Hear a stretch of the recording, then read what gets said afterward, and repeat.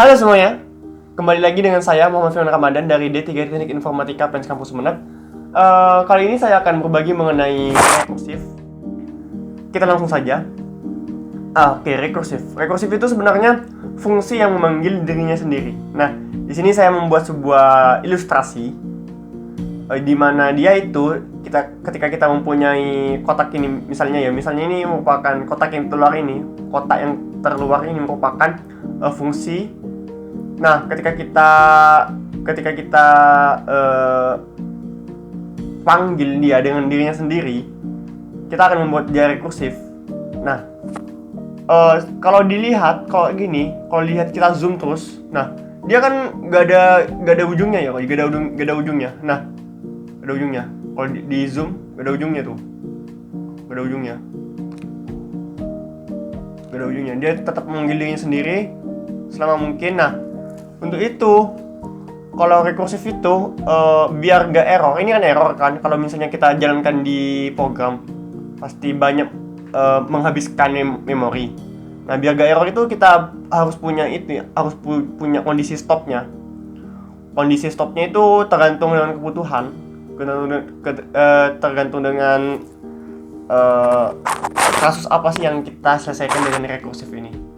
Seperti itu, teman-teman. Nah, untuk contoh kasusnya itu kita bisa kita bisa menyelesaikan misalnya itu faktorial kan n kali n-1 sampai dengan 1 kan, sampai dengan 1 gitu n-nya, kayak gitu kan fungsinya kan. Dia itu sebenarnya dia melooping dirinya sendiri, memanggil dirinya sendiri. Kita mengalihkan dia dengan n-1 sampai dengan 1 gitu loh. Nah, kita langsung saja ke codingnya kayak apa. Kalau kita lihat di sini sekali lagi dia itu gak ada stopnya, gak ada kondisi stopnya. Jadi kalau kita panggil terus dia akan terus ke belakang, akan terus ke dia belakang. Anggap ini depan, ini di belakang gitu loh. Anggap ini suatu ruangan itu gak ada ujungnya, gak ada tepinya. Kalau misalnya kita gak ada stop kondisinya. Nah, kita kalau di codingnya kayak apa sih? Faktorial seperti yang saya jelaskan tadi. Nah, kalau faktorial kan dia itu manggil dirinya sendiri. Kita buat sebuah kelas di sini. Faktorial. Nah, dia ini kondisinya awalnya itu adalah n, misalnya x. Nah, ketika kalau kita mau memfaktorialkan dia kan pasti mengkalikan dengan x-1 kan, pasti x-1. Nah, untuk itu di sini di else-nya, perhatikan di sini teman-teman, di else dia akan mereturn x ini kali dengan faktorial x-1. Nah, kemudian yang perlu kita ingat adalah, yang perlu kita garis bawahi adalah di sini. Dia memanggil dirinya sendiri. Seperti yang saya jelaskan, dia akan memanggil dirinya sendiri. Jadi ke belakang gitu loh. Kalau diilustrasikan itu ke belakang, seperti lorong gitu. Oke, dia akan memanggil dirinya sendiri dengan kondisi yang berbeda tentunya. Nah, di sini ini merupakan kondisi stopnya. Kalau x-nya sama dengan 1, maka dia akan mereturn x, akan mereturn 1 gitu loh. Kalau kita gak pakai ini, dia akan terus belakang, gak ada ujungnya. Nah, kalau pakai ini kan ujungnya sampai, kalau dia x-nya sama dengan 1, wis kembali return. Berarti 1 terus kemudian kali dengan x selanjutnya, hasilnya itu returnnya lagi dikembalikan lagi, kalikan dengan x selanjutnya sampai dengan angka yang kita masukkan, angka yang kita mau gitu loh. Nah, kita coba aja langsung gimana sih implementasinya, gimana sih hasilnya. Gini, taruhan.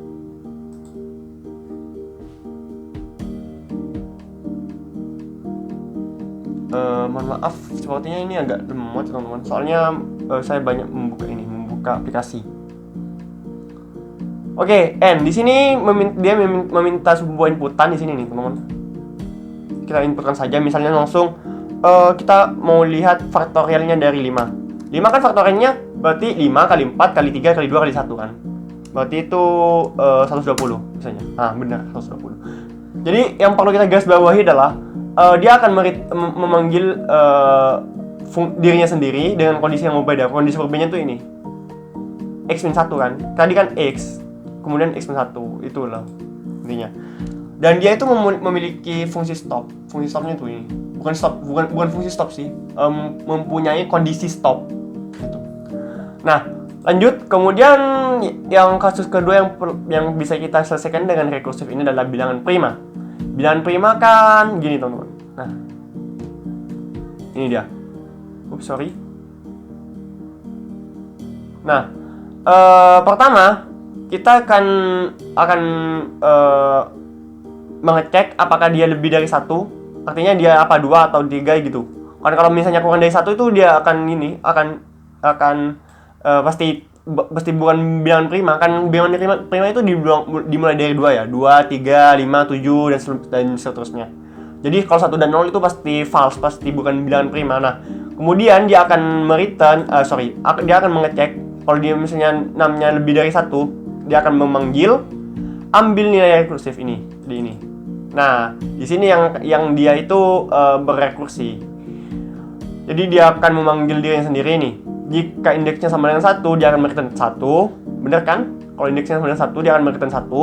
Kalau misalnya numbernya ini dibagi dengan indeks sama dengan 0, dia akan memanggil ambil nilai rekursif number, kemudian indeksnya dimin-minkan, dikurangi indeksnya, kemudian return dari ini akan kita tambah dengan 1, kemudian kembali gitu ke pemanggilannya, ke si pemanggil. Nah, sama juga kalau misalnya else-nya, kalau dua kondisi ini gak memenuhi, dia akan mengembalikan nilai ini. Sebenarnya ini bukan plus 0 ya, ini seharusnya bisa sih. Nah, oke, ini langsung bisa dia. Kita coba langsung. Nah, gitu teman-teman. Untuk ke bawahnya dia sama. Nah, dia akan meminta sebuah inputan di sini. Masukkan bilangannya. Kemudian masukkan ke dalam n ini, kemudian cek jika bilangan prima, jika dia return true, dia akan merupakan bilangan prima. Di sini kalau cek bilangnya return true, dia merupakan bilangan prima. Jika enggak, ya udah, dia bukan bilangan prima gitu loh. Gampang.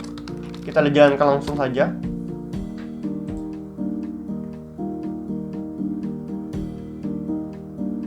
Oke.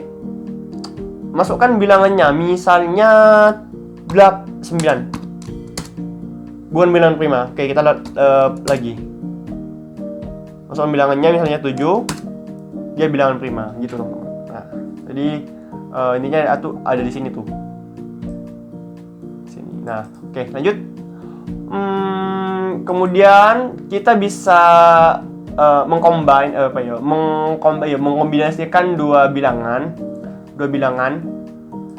sehingga itu misalnya kita maunya kita masukkan 2 di sini ya kan, di sini mau masukkan 2. Dan ini akan mereturn AB, terus BA, BC. Jadi kombinasi 2 bilangan gitu. Kalau 3 ya udah ABC, misalnya misalnya terus AAB, terus AACE misalnya gitu. Pokoknya intinya kombinasi dari 2 bilangan. Kalau sekarang ini kan 2 bilangan. Kalau 3 ya nanti 3 bilangan gitu loh. Logikanya gini. Dia kan membuat sebuah fungsi ya, char combination. Kemudian string A, dia akan membutuhkan 2 parameter, string A dan N. Kemudian kalau N-nya sama dengan 0, artinya sampai kondisi stopnya ini. Kalau misalnya N-nya sama dengan 0, maka dia akan mengeprint si A-nya, si print A-nya, si stringnya. Kemudian kalau nggak 0 ya udah, dia akan mengeksekusi ini. Dia akan mengelup dari 97 sampai 99. Nah, kenapa 97 sampai 99? Yang perlu kita ketahui di sini adalah kan kita ini mengkombinasi 2 angka. Jadi kan 97, 98, 2 angka gitu loh. Kalau misalnya 3 angka ya udah kita di sini masukkan 3 gitu loh. Berarti 97 sampai 100 misalnya gitu misalnya. Kemudian setiap loopnya itu dia akan memanggil fungsi rekursifnya nih, memanggil dirinya sendiri. Nah, di sini yang perlu kita ketahui adalah char I ini merupakan apa sih? Nah, ini merupakan sebenarnya string A-nya sendiri di concat digabungkan dengan char i. Char i ini artinya dia kan ini merupakan integer. Nah, 97 kan awalnya 97. Dia di-convert ke char. Jadinya itu konversi tipe data gitu loh, dari 97 ke char. Nah, jadinya apa? Kalau kalau kita lihat ASCII, nomor ASCII-nya karakter, dia akan mereturn A gitu loh. 97 itu A. Kok kita akan coba langsung jalankan ya. Gini. Enak.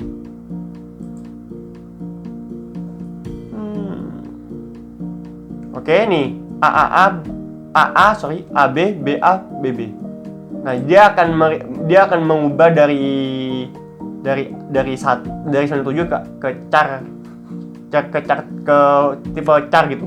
Jadinya itu dia akan berubah menjadi A kecil loh. Ingatlah A kecil. Kalau A besar itu beda lagi ya aslinya. Dan yang perlu diingat saat pemanggilan di sini kita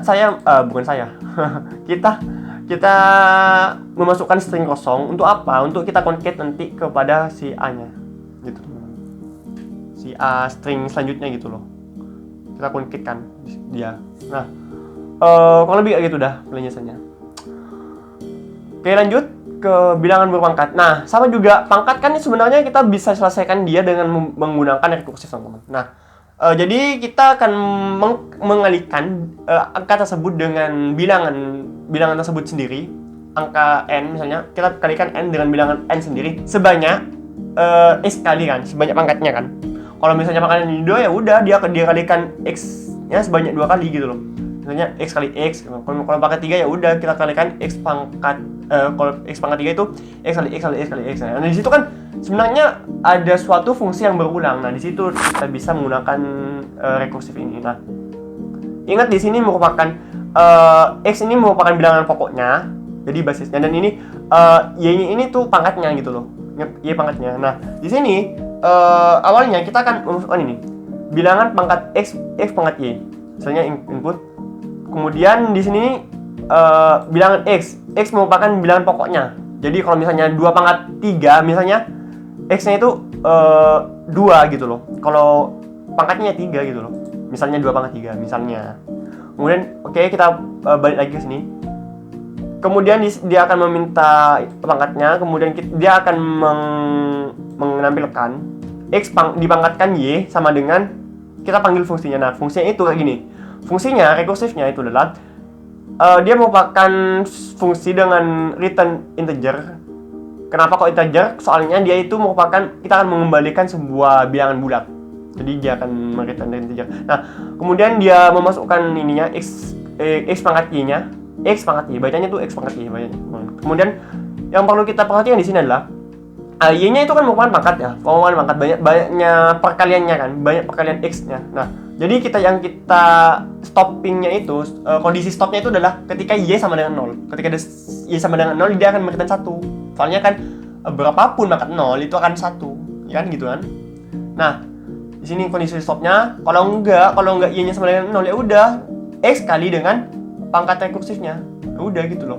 Kan kalau misalnya x pangkat 3 misalnya ya, x pangkat 3 itu sama dengan kan x kali x pangkat 2 gitu teman-teman. X pangkat 2 pun sebaliknya, x pangkat 2 itu sama dengan x kali x gitu loh, sampai 0 kan, x pangkat 0 sama dengan 1 gitu loh. Jadi kalau kita jumlahkan semuanya itu akan mengembalikan x pangkat 3 tadi. Kita akan coba langsung aja. Oke. Nah, bilangan x-nya tuh misalnya 3 misalnya. Pangkat 2 misalnya. 3 pangkat 2 adalah jeng 9. Kita coba lagi. Misalnya 3 pangkat 4. 3 pangkat 4 sama dengan 1. 3 pangkat 4 sama dengan 3 kali 3 kali 3 kali 3 kan. 4 kali gitu ketiganya. Berarti kan sama aja 9 kali 9 91 gitu. Kemudian binary read. Selanjutnya itu kasus yang bisa kita selesaikan dengan rekursif ini adalah binary. Nah, ketika kita berbicara dengan binary. Kan itu kan binary itu kalau tiap digit itu kan pasti punya itu ya, punya apa ya namanya tuh? Nilainya masing-masing. Ketika dia bernilai 1, sedang digitnya misalnya ini kayak gini ya, misalnya kok nggak mau? Oke. Misalnya 4, 3, 2, 1. Nah, ini indeksnya kan sudah indeksnya ya. Kita ngitungnya tuh dari belakang. Misalnya kayak gini.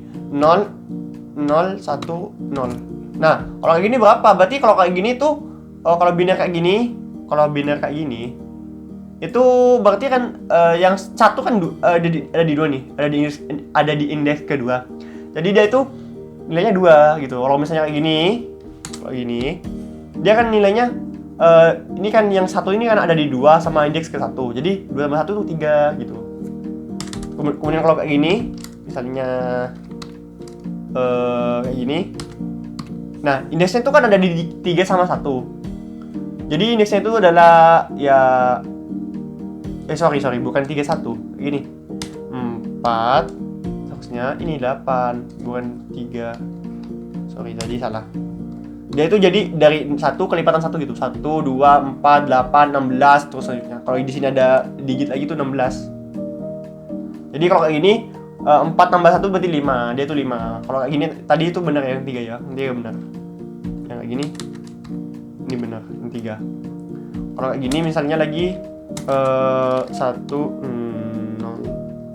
ini berarti adalah kayak gini. Berarti adalah 6 karena 4 tambah 2. Nah, di situ yang perlu kita perhatikan adalah dia akan selalu ketika dia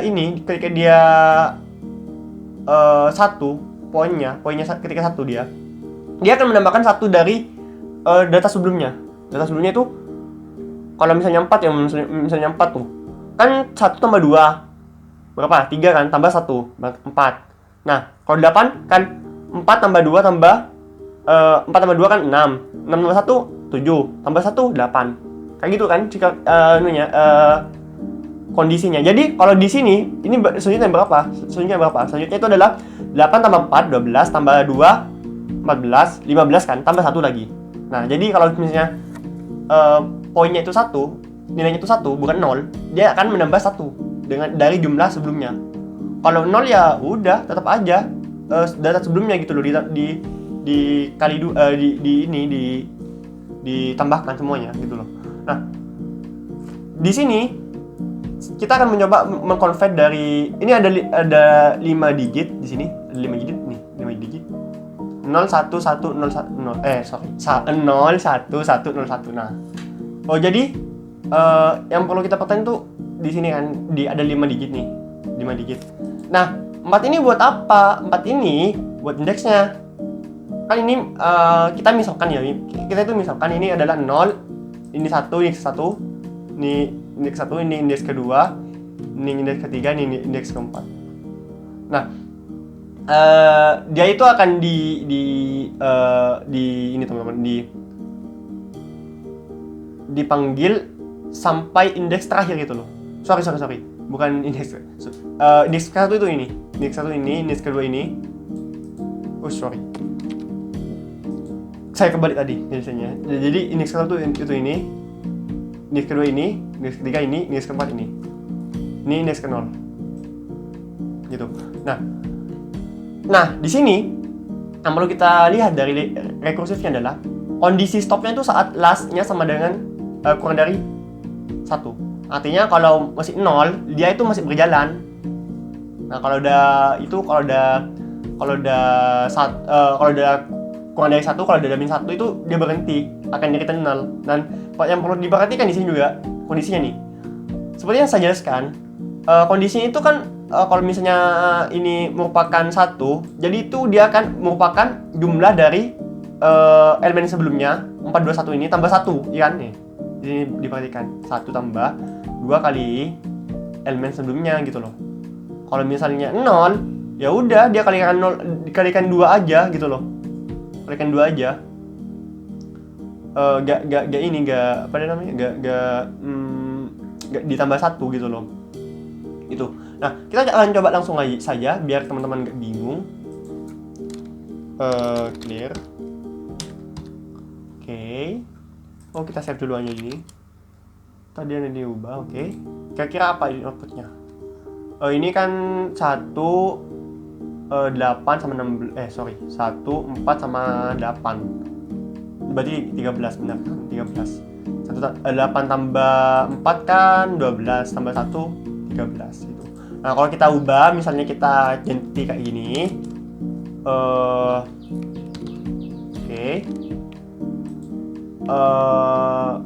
Dia ini akan berarti kan 8 tambah 4 12.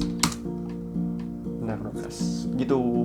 Nah, sih ini kayaknya kurang miring deh. Oke, sip. Lanjut, binary search. Nah, ini yang agak unik, binary search. Binary search ini kita akan mencoba mencari suatu bilangan, apakah dia itu ada atau tidak. Oh, sorry, di sini saya belum manggil ya. Oke. Nah, jadi gini teman-teman, kalau kita membuat suatu bilangan, binary search ini sebenarnya kita perlu mengurutkan datanya. Kita perlu sorting dulu dari yang terkecil dari sampai yang terbesar. Soalnya di sini tuh ya yang terkecil tuh, yang terkecil. Nah, yang perlu kita perhatikan di sini adalah ketika kita di sini dijelaskan kalau misalnya tuh dia ini gimana ya jelasinnya tuh, ya di sini gini aja. Nah, pertama itu dia akan membutuhkan suatu bilangan yang terurut. Di sini soalnya kan integer berarti kan bilangan bulat yang terurut gitu loh. Jangan lupa kalau binary search itu pasti harus diurut dulu, disorting dulu. Kalau gak disorting ya percuma, gak kira ketemu. Soalnya dia itu dibagi 2 dulu. Kemudian kalau misalnya x-nya tuh lebih dari x min-nya itu, x tengahnya itu lebih dari n, dia akan kurang dari n, dia akan memanggil ini sampai ketemu gitu loh intinya. Nah, yang perlu diperhatikan adalah dia kan ini ya, start sama n. Dia punya start sama n, kemudian dia punya n. N itu jumlah datanya.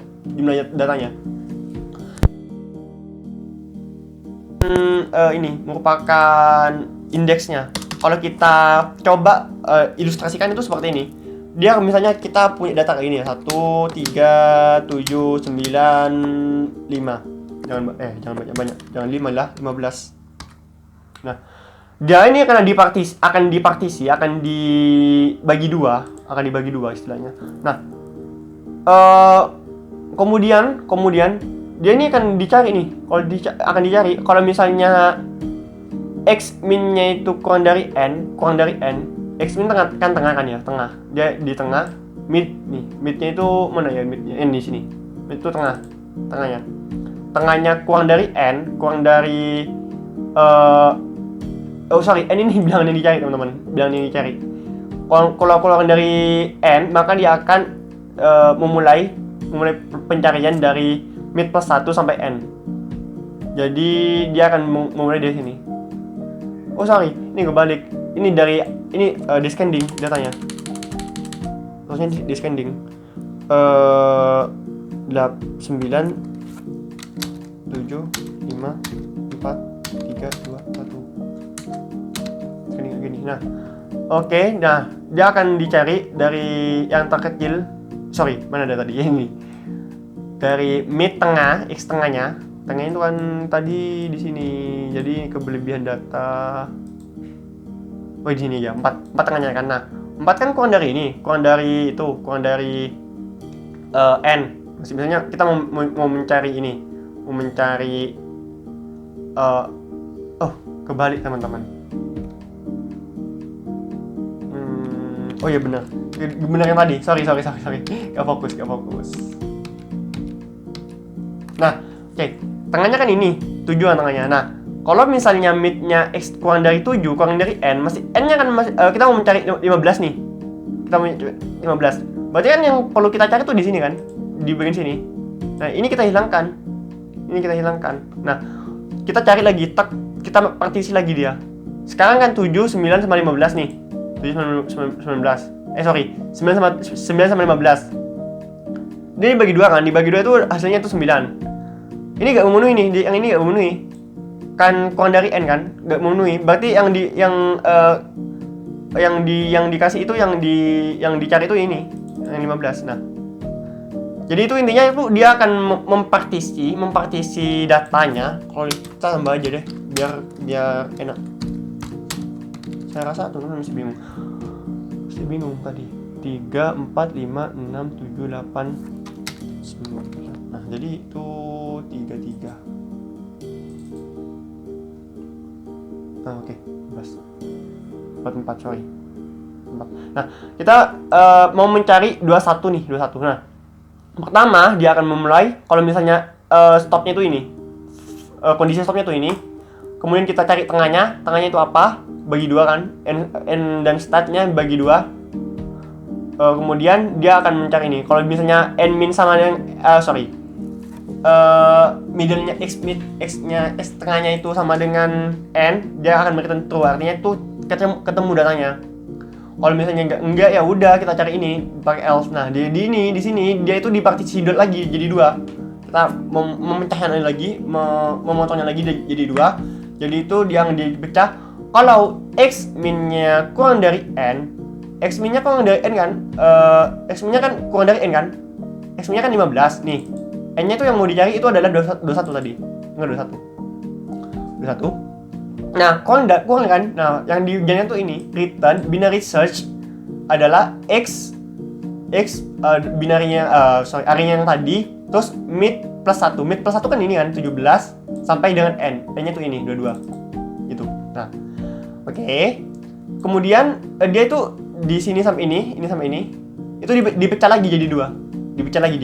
Nah, kalau dipecah jadi 2 kan mid-nya itu ini ya teman-teman, ada di 19 mid-nya 19.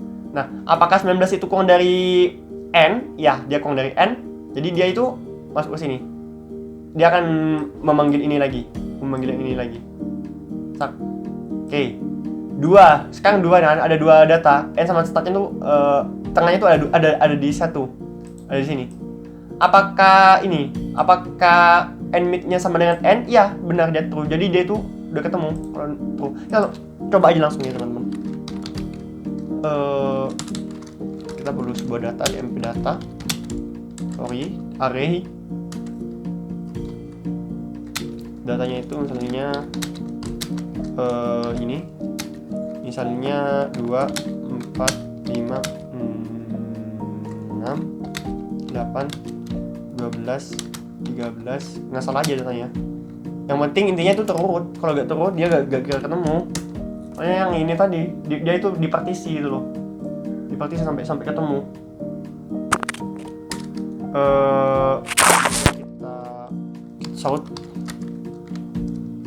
Kita show dia gini.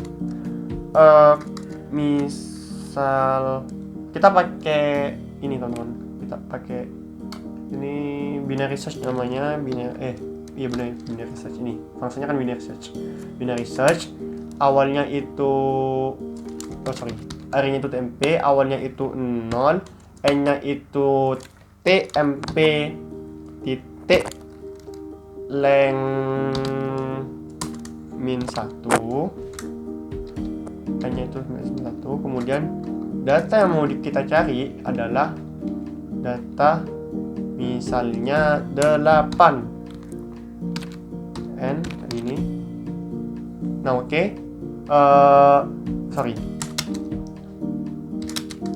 Kalau misalnya ini mereturn true, dia akan mereturn data ketemu.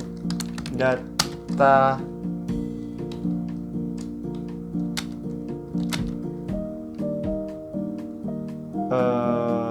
8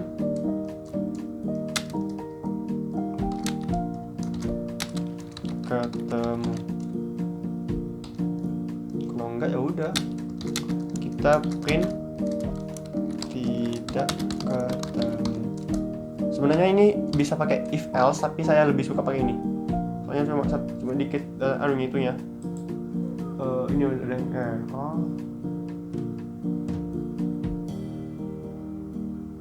sorry, masa ini.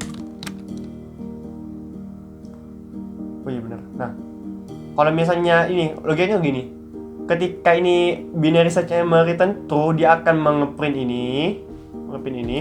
Kalau dia false, hasilnya false, binary search-nya false, dia tuh akan mengeprint ini, tidak ketemu. Kita akan coba langsung kayak gini, tab, clear. Kemudian kita jalankan dia. Oh sip, ada yang error di sini. Oh ini kurang satu data lagi, ini hapus saja. Nah oke. Everything oke? Oke, run. Nah, data 8 ketemu nih. Terus misalnya kita ini kasih n aja ya, biar enak. Biar kita ubah-ubah enak.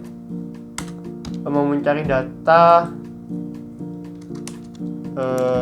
in n sama dengan misalnya 6, misalnya n-nya 6 kan ada nih, kita coba lagi 6 ketemu. Nah kalau misalnya kita mau mencari 16 deh tanggung. Oke. Nah tidak ketemu gitu. Jadi intinya tuh di sini tuh dia itu dibagi, dilakukan hal yang sama pengurutannya. Apakah dicari tengahnya, apakah tengahnya itu kurang dari n. Kalau kurang dari n ya udah. Kalau ke tengahnya itu sama dengan n ya udah, dia true, berarti ketemu datanya. Oke teman-teman, kita lanjut ke Fibonacci. Fibonacci itu kayak gini kan konsepnya. Dia akan, kalau teman-teman cari di Google itu Fibo ke 4 sama dengan Fibo ke 3 tambah Fibo ke 2. Tuh. Jadi rumus utamanya adalah dia akan menambahkan jumlah dari n Fibo ke n tambah Fibo ke n itu sama dengan Fibo n-1 plus Fibo n-2 terus berlanjut. Itu rumus aslinya tuh Fibonacci kayak gitu. Kalau teman-teman cari di Google itu teman-teman tinggal di script. Jadi rumus utama tuh ini. Kalau 4 ya udah, berarti Fibo ke 4 sama dengan Fibo ke 2 tambah Fibo ke 3. Itu. Ini bisa kita balik, gak apa-apa. Nah ini gitu teman-teman. Terus dia itu akan terus mencari dirinya sendiri, akan merekursif gitu, menggunakan dirinya sendiri sampai dia itu sama dengan 1, kurang dari atau sama dengan 1 gitu loh. Kalau kurang dari 1 ya udah dia return x gitu loh, return 1 gitu loh, return x nya gitu loh. Nah kita akan coba langsung saja.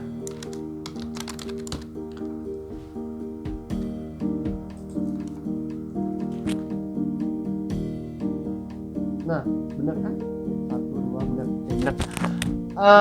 Oke.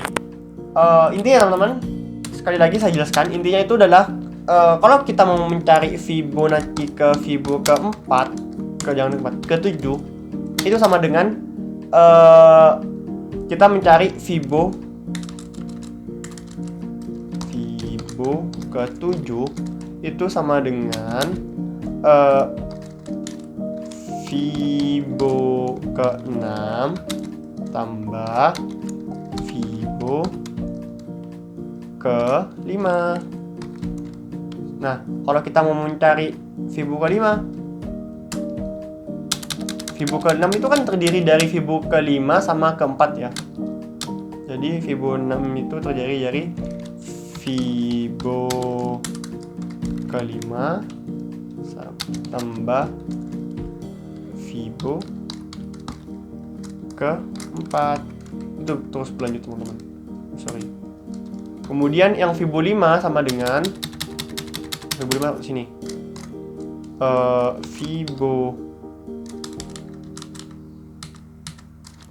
Fibo ke 4 tambah Fibo ke 3 ini gitu. Nah Terus kemudian Fibo ke-5 sama dengan kan Fibo ke-4 sama dengan Fibo ke-5. Terus di looping. Ini tuh dia tuh kan dipecah terus sampai 0, sampai kurang dari sama dengan 1. Kalau Fibo 1 kan 1. Nih, Fibo 1 kan. Ya udah, terus gitu. Kalau 0, ya udah 0. Kita 0 ikutan X gitu loh. Jadi dipecah terus sampai dengan ujungnya. Ujungnya tuh ini. X sama kurang dari sama dengan 1. Gitu teman. Oke, lanjut. Nah, di sini terakhir. Kita akan mencoba menggunakan rekursif dengan metode yang lain. Kita coba gini. Awalnya dia itu kan merupakan fungsi yang memunculkan satu parameter. Dia akan mengeprint parameternya. Kemudian kalau parameternya sama dengan 1 akan return artinya dia void, meskipun void dia returnnya gak ada returnnya gitu, kosong returnnya. Kalau misalnya n sama dengan bagi 2 sama dengan 0, artinya dia merupakan bilangan genap, dia akan memanggil collect n per 2, artinya n nya bagi 2. Kalau enggak ya udah n nya 3 kali n plus 1 gitu. Ini itu rekursifnya di sini. Nah, kita coba 7 nih. Kalau 7 kan 7 ya, 7 n. Nah, n merupakan di print kan, pertama di print. Bukan merupakan 1, tapi dia itu merupakan ganjil itu di sini. Jadi 3 kali 7 plus 1 adalah 22 kan. Kemudian 7 22. Kemudian setelah 22 itu 22 merupakan genap, jadi dia masuk ke sini. Genap jadi di print 11 ganjil masuk ke sini, 11 masuk ke sini. 11 34 kemudian 34 setelah 34 masuk ke sini. 34 17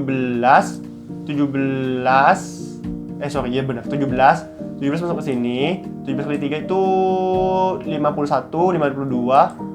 Kita coba lagi langsung. Saya kok capek ngitungnya ya. Apakah benar seperti yang saya prediksi? Dia itu akan berhenti di 1 nanti. Benar, 1. Ya benar, 52, 26, 13, 40 terus nih. 40 kan 13 kan kali 2 39 tambah 1 nih. Terus sini kan yang ganjil. 40 terus 20 10 5 16 ini kali 2 kali 3 plus 1. Kemudian masuk ke sini sampai ke 1 gitu. Ini kelihatannya itu merupakan rekursif yang nggak berujung teman-teman, kelihatannya. Tapi kalau kita hitung dia satu-satu, dia akan berujung, ada ujungnya. Itu teman-teman. Semoga bermanfaat.